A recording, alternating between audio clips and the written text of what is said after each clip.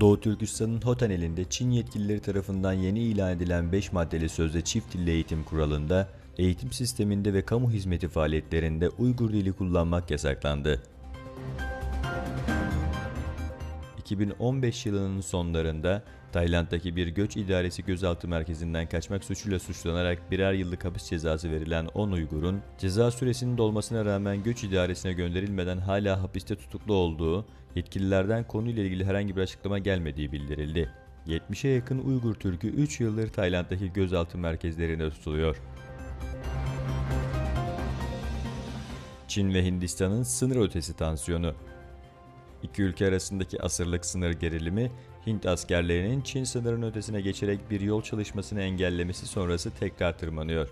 Çin, Güney Tibet olarak adlandırdığı topraklarda hak iddia ederken Hindistan'da Aksai Çin platolarını kapsayan alanın Çin tarafından işgal edildiğini savunuyor.